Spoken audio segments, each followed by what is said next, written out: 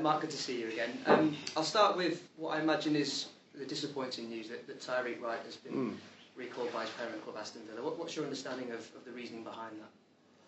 Well, it's disappointing, obviously, but the reality is that he's got an opportunity to go to a club that's in a higher league, and obviously Villa are going to be recompensed for him doing that. So, yeah, we're disappointed because obviously he made a real impression here and played really well, and we felt obviously that he was progressing. We made an offer to him ourselves. We thought we were very close, but and obviously the interest of the club was made known, and then it became very difficult for us to match what was on offer, and it's a football decision clearly as well, because he wants to play higher. That's it. Was always his intention. We'd hoped it would have been with us, but we accept that. That's always a possibility with loan players, unless obviously sometimes you can get games into them and enough appearances that they can't be called back. Very similar to Rom's situation, but yeah, we wish him well. He did really well for us, and was a big part of the good start to the season we've had. But we'll make sure that we'll get other players in that obviously compensate for his loss. How close were you to nailing him down as a permanent? Yeah, within the last few days. It's only really accelerated in the wrong direction, unfortunately, for us in the last few days. Thought it was very close, but in the end wasn't to be, because obviously the interest of the other club made it difficult for us to get her over the line. So it is what it is. We wish him well. He's done well for us. He's a nice lad. He's worked really hard. Up to coming to us, he'd had some indifferent loan spells with other clubs, never really made the impact that certainly he has done at our place. So clearly we helped him to make this move that he's going to make. So we take a little bit of credit of that, but wish him well. I suppose it's always the unfortunate risk, isn't it, of loan players and having them for a season. Well, yeah, but you've got to take the option, because it's just, you bring in good quality into your club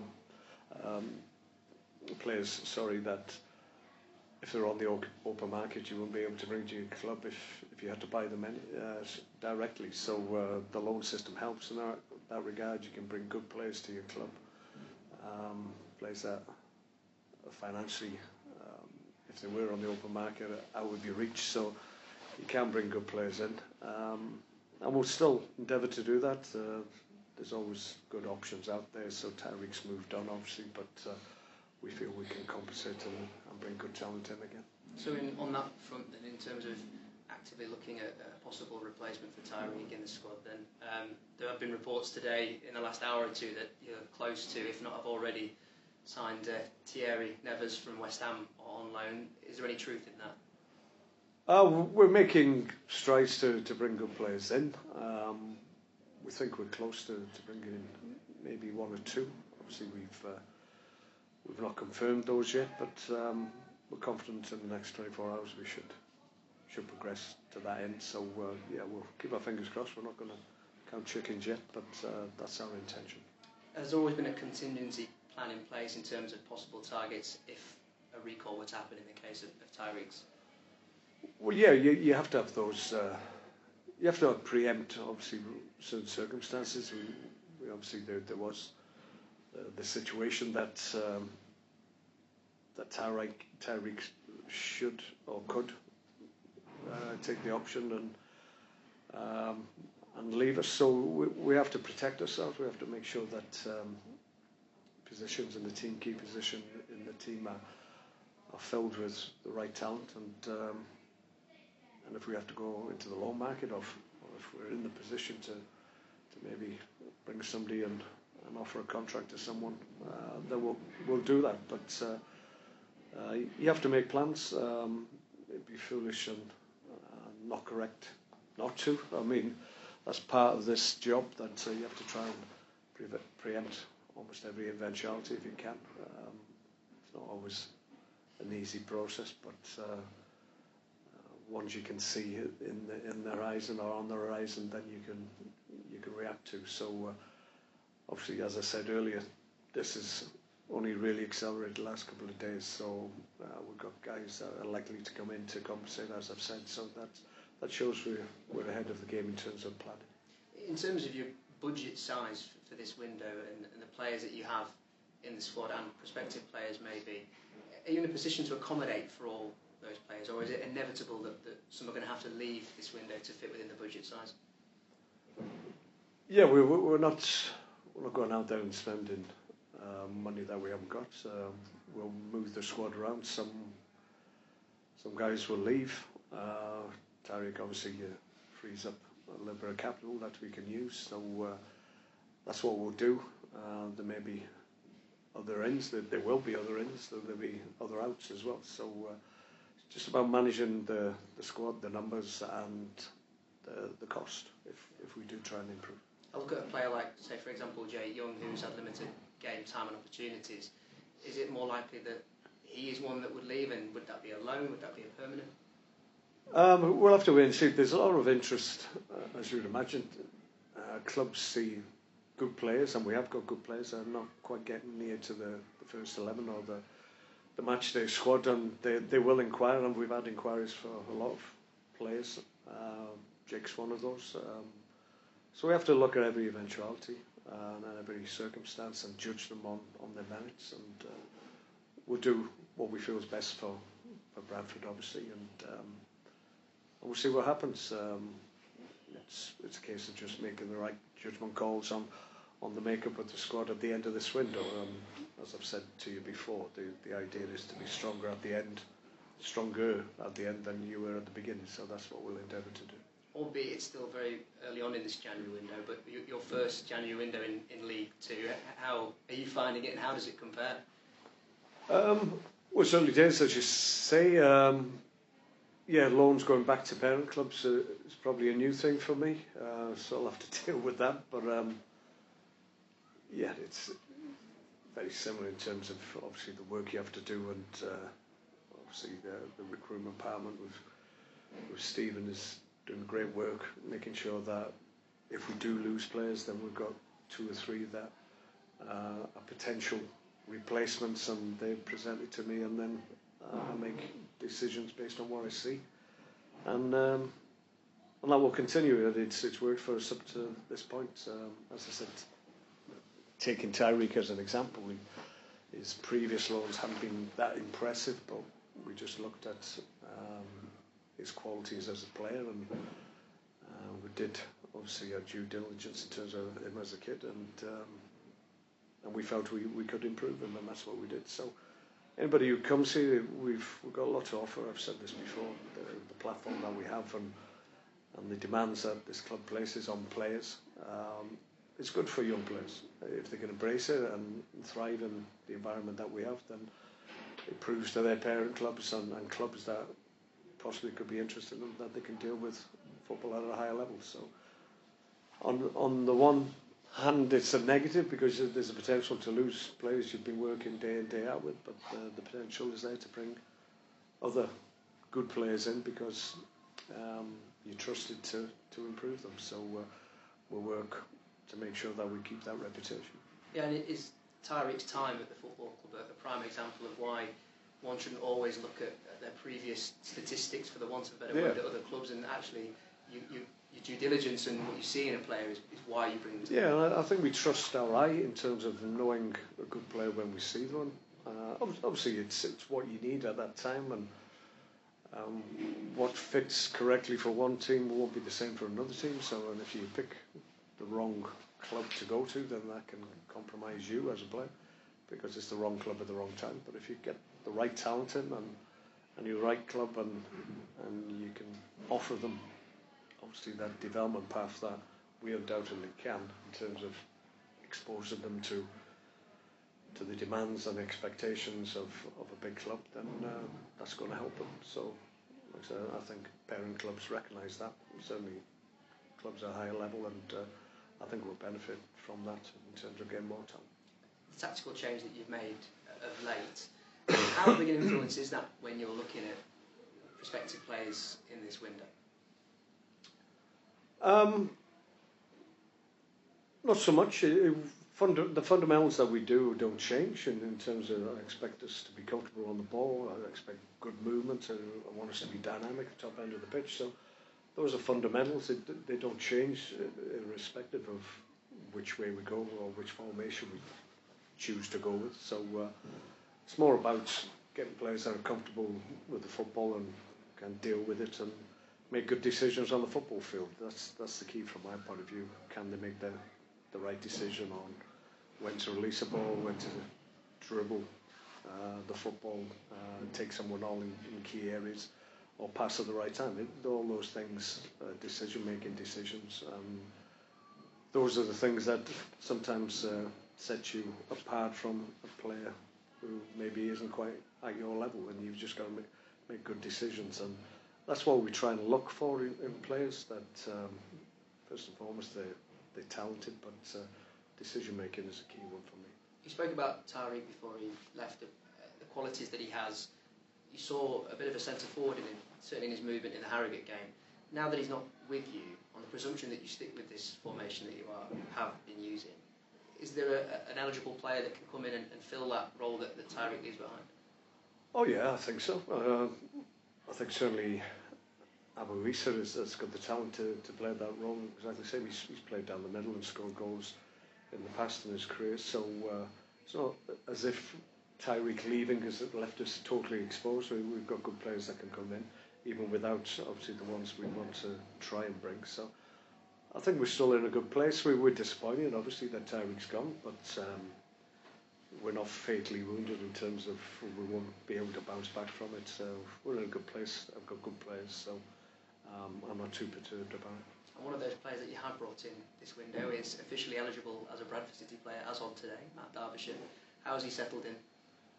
It's doing okay. I'm not sure we've got international clearance yet, but we'll check on that one, I'm sure. But yeah, obviously, next 24 hours or so, we'll get confirmation on that. But yeah, Matt's doing okay. He's delighted to be back in this country and training every day. It's a good level with good players around him. That's what his expectation was. That was the idea I sold him, and thankfully he's not come banging on my door saying that you lied to me. So he's in a good place at the moment, and once we get clearance, then he'll be ready to go. A lot of time's passed between now and the last time that you were with him at Blackburn Rovers, but do you see similarities in his game when you see him training to the ones that you he was always high energy. He was always a guy that had a really high work rate and worked the channels and made good runs.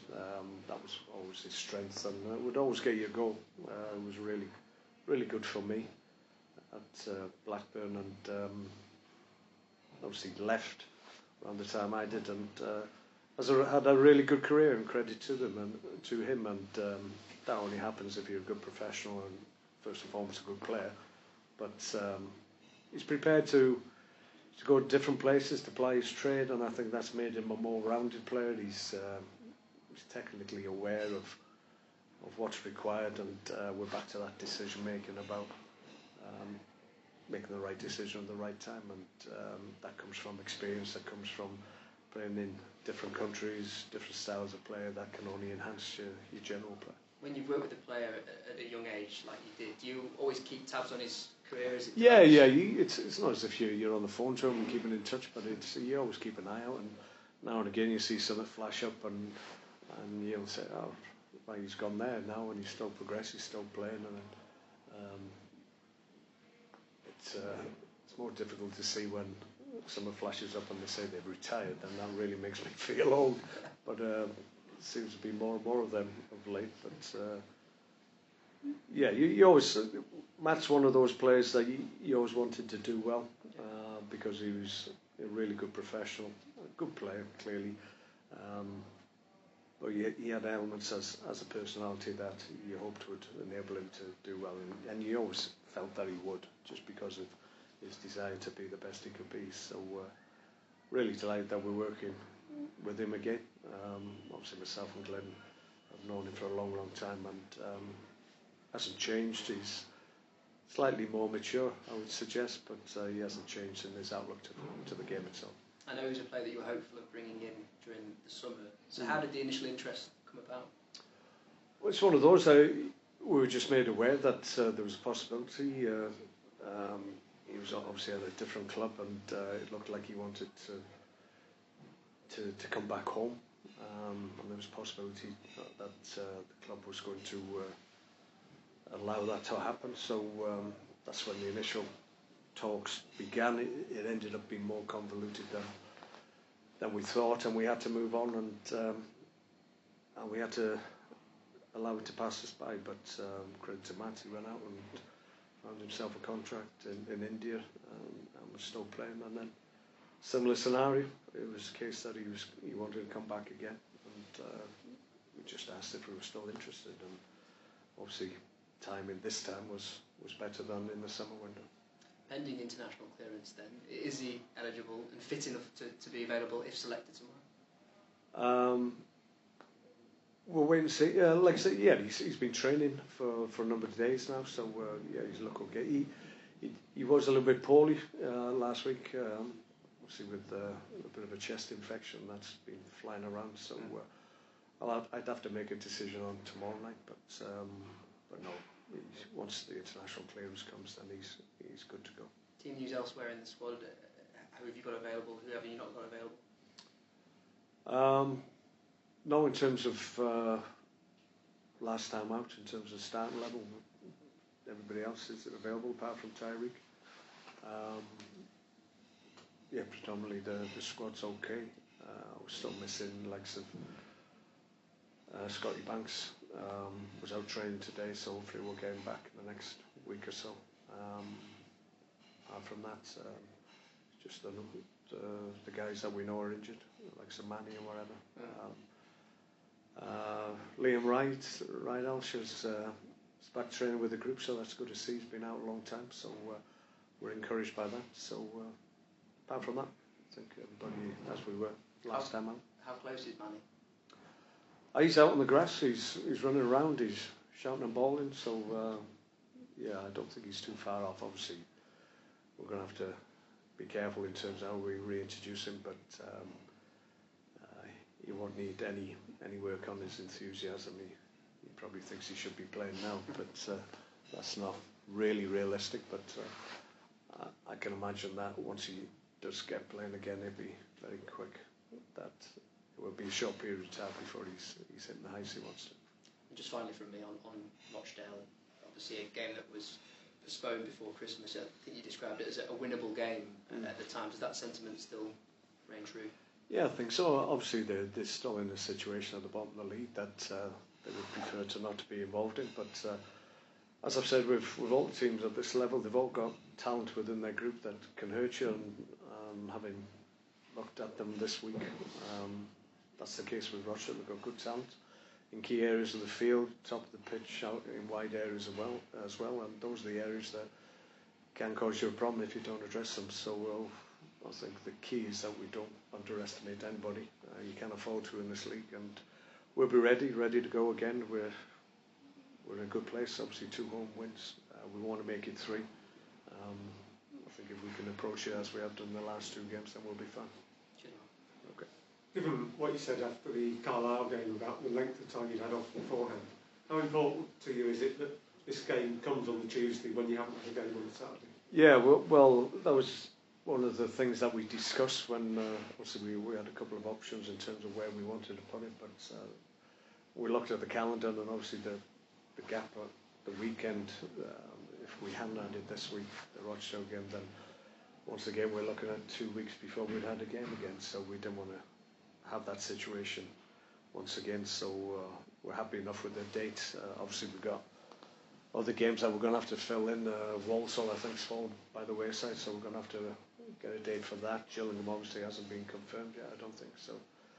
So it's going to be busy, but I think we're probably better playing Tuesday, Saturday. I think we just have that continuity and that rhythm to our play, and I think we're better off playing twice a week, I think. And something you've said before as well is to do with time waste, but momentum also But you're on a good run yeah. at the moment. Yeah, and that's part of it. Obviously, you want that rhythm of playing and winning games and going into the next game and hopefully winning again and just getting that momentum in terms of your mentality, because obviously if you're winning it every week, then that changes your mindset, you're confident, you have no apprehension, and you're going into games expecting to win, not hoping to win. So that's where we are at the moment. So as long as we keep winning, that will keep being the case, I hope. And that's something you've noticed in the players' training, that their confidence has gone up. Yeah, very much so. I just think certainly in training, the level's always good, I have to say, but yeah, there's a little bit more of a dynamic maybe. There's you sense that once again we're looking ahead to the next game, can't wait for it to come round again, and that was the case for the Salford game after Harrogate. We felt we played well against Harrogate, couldn't wait for the Salford game, won that, so on to the next one. So we're constantly looking ahead to the only one game, the next one that's ahead of us, but it's about having excitement and no apprehension, and certainly it's excitement at the moment. So, Mark, about obviously Tyreek trying to pin him down with a deal here, that must add to the frustration, because obviously probably presumably a lot of work went into that to sort of convince him that his future could be with this club currently in League Two. Yeah, I think it got very close. I think he was very tempted. I think obviously if the water hadn't been muddied by another club coming on the scene, I think there was a real possibility that he would have signed a permanent. But in the end, you have to accept that the situation that was presented to him in terms of his potential to go to a higher league is a big thing for a young player. They want to take that opportunity. You can ask the question and try and give an indication that maybe you've got to be careful when you do move. Are you going to play week in, week out like he is here, or would have been here? But I said Tyreek was always going to back his own ability, and why wouldn't you? He's a talented boy, so you can't can't stand in people's way. He wants to keep progressing his career, and we thank him for his efforts, but it wasn't to be, unfortunately. Was there always that fear when you were doing the deal that someone's going to come in here and, he's going to be sort of put out there for other clubs to? Yeah, I think there's that case that will happen. It's very difficult to keep any deal under wraps totally. So you realise that there's going to come a point where a decision has to be made, and once more people are aware of it, then there's more potential for it to fall by the wayside, which was the case with Tyreek. But so be it. We'll move on. He'll move on as well, and we wish him well. No, so you get supporters sort of frustrated, obviously loan players, and they say that's a risk with loan players. But when you're in League Two, every team does it. I mean, the loan market is so important to every club, isn't it? Yeah. As I said before, it's about getting good players, good level players into your club that under normal circumstances you won't have any chance of playing for your club, because financially they'd be above you. So the loan market works to that extent, but yeah, there'll be moments when you haven't been able to make sure the contract's right in terms of when they come, because they won't sign certain clauses, so you have to run with it just to get them over the line. So like I say, there's a number of other players here that obviously we've tied in to their continuation here by virtue of the amount of games they play for us. Is that a clause you try and push as a club? So we get this, but sometimes they won't accept that, and you have to accept that. So we weren't able to do that with Ty. So he's been recalled, but but it doesn't put us off going into the loan market again. I think it's certainly a pool of talent that we have to be aware of and have the ability to dip into. And again, Tyreek's success encourages other higher level clubs. Yeah, when you talk to them, you can say, look, this is what we've done with Tyreek, and they can sort of see the progress. Yeah, I'd like to think that. Clearly, as I said before, Tyreek's previous loans, he would have admitted himself hadn't gone as well, and he was enjoying this loan. This one was his most enjoyable one. He's actually said that himself. So, and I think that's because of the work he's got, the success, obviously, that he's been able to have, and the platform that he's been able to show his talent on. So, yeah, high level clubs take note of that. So, I've said before, we're a good option. We can offer young players from top clubs an experience that certainly at our level, League Two, no one else can offer. So that's why we're a good option. And also, so when you've got these low players, they know that this is a great test for them, isn't it? Because they're not ready for the Premier League yet, but this is probably it's sort of in the same sort of surroundings for League Two. It's the big club, so you've got that pressure. There's pressure, there's expectation, and they've got to deal with that if they're going to be a top player, which they all hope. When you're at a Premier League club and you go out on loan, you expect your talent to be able to cope with the demands, but it's different. A lot of guys go out on their first loan and struggle just because it's different, totally different to what they're used to. So I think it's sometimes better if it's not first loan. I think if they've been out before, even if it's just for a short period, I think that helps, because that gives them a real understanding of what their league's like.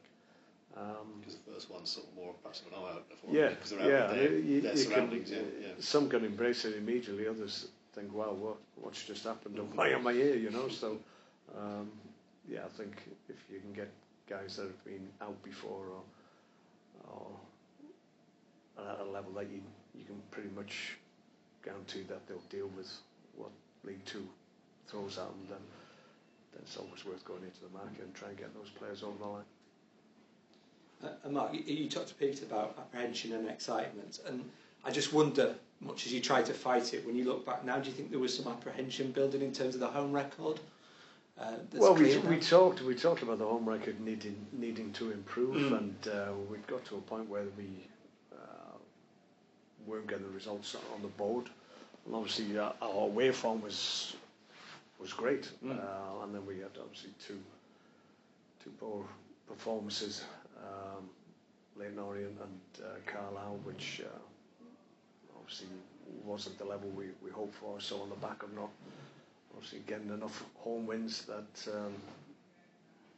wasn't the ideal situation that we found ourselves in. But we've turned a corner. I think we've changed to a certain extent in terms of certain areas of the field, and I think there'll be times when we'll look at who the opposition is, or the circumstances of the game, or are we playing at home or away, and we'll adjust accordingly. But listen, for the most part, the way we went before had got us into a position where we were one game away from an automatic promotion place. So we weren't too far away from doing what we set out to, certainly for the first half of the season. But I just felt at home form we needed to be more on the front foot. We needed to have more numbers when there was transitions, and I think we've got to accept that we'll have less control, and with less control, then there's the potential that things might just run for the opposition. But I think it's worth a gamble. I think we want to be on the front foot. We want to have good numbers where the ball is, and create chances and put the ball into the box and see what happens. And that's what we've tried to do the last two games. So do you think going forward, obviously it's a home game next, but next time you play away, it'll be a case of maybe a slightly different setup, home and away? Possibly, yeah. I've always said I'm not fixed to one way of playing or one formation. I think I've shown that. Even within games, we'll start with one formation and then change to something else. So I'm not rigid to one way of playing. I think that would be crazy to be that way. I will always look. Clearly, the opposition will set problems for you, and you have to have an understanding of what you can do to reverse the problem that they seem to be affecting you with. So that means sometimes you have to change your shape.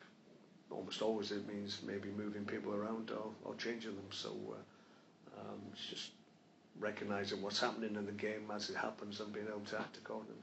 And whilst you've not had much luck recently with frozen pitches and FA Cup draws and what have you, it's fallen nicely that, again, you're at home, you chance to continue that momentum that you were talking about. I mean, 3 home games is unusual. Obviously, it ordinarily you wouldn't have that period of games, but we've got to capitalise on that and make sure we get maximum points if we can. 9 points in 3 games is excellent return. That's our intention. That's what we want to do. We were talking to Verdane earlier, and he was talking about learning from that Derbyshire. I just thought, from your perspective, I think you were 32. You'd pretty much won everything in the game, experienced international and so on. When Gianluca Vialli joined Chelsea, even at that stage of your development, you're still able to learn from. You know. Yeah, without a shadow of a doubt. Yeah, I'd had a year at Chelsea, and we'd done okay, and then so Luca came and Gianfranco Zola, top level players, and Luca initially struggled because he was used to getting free kicks from referees, and he probably went down a little bit too easily. So certainly the top league, Premier League at that stage, was refereed a little bit more like League Two, if I'm honest. So you get away with a little bit more. So so the initial year he probably struggled, went in and out of the team, and but still was really professional whenever he played. I always used to admire his understanding of the game, his intelligence, the clever way that he created space for himself and others, and that was something.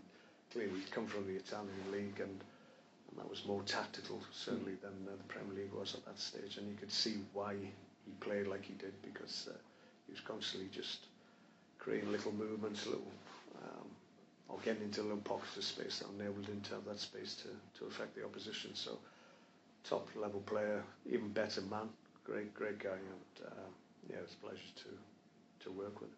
So, I mean, obviously you've got players like Andy Cook and Verdine who know their own game now, but I guess the message to them is you can never stop learning from other people. No, absolutely not. No, I went there, and obviously I've predominantly been at Man United for the vast majority of my career, but I went there, and arguably last 3 years of my career there were really enlightening, and I think that's why I enjoyed my time there, just because there was so many different players come from all over Europe, from top teams, and you were just your eyes open to different ways of doing things that you thought were correct in the past, and it made you sit up and take notice that actually there's alternatives to what you've done all the time. So it doesn't matter if it happens when you're 21 or 31. You've got to embrace that.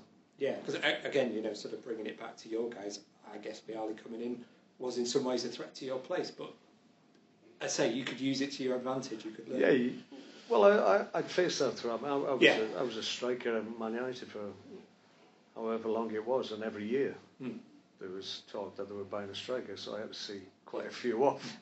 And it was a little bit like that at Chelsea as well. Luca came in, I think, surely quite possibly the intention was that he was going to play, probably instead of me, but as it panned out, it ended up being myself and Zola, really. And Luca had to just bide his time, but obviously when he came to be the player manager, he was able to pick himself, so he didn't get so many games. But I never resented that. I respected him as a man, and I respected him as a player. I thought he was a top player. I mean, do you have to, because obviously this is a big club at League Two level as well, do you have to sort of foster that mentality that people are always aware that new players are going to be coming in, and you just got to rise to the challenge? That's the reality of being a professional footballer. I wouldn't be doing my job if I just let good players take other opportunities when possibly they could come here. So if I feel I can improve, then I will always try and do that. That's the reality of a football club within a league. You've got to try and get better. If you don't, or if you forego those opportunities, then you're going to get left behind. So as a player, you should embrace the challenge and think, right, if someone's coming into the club, then I've got to do a little bit better, or see the challenge off. And that was always my attitude. I always backed my own ability to do that. So I think it still applies now.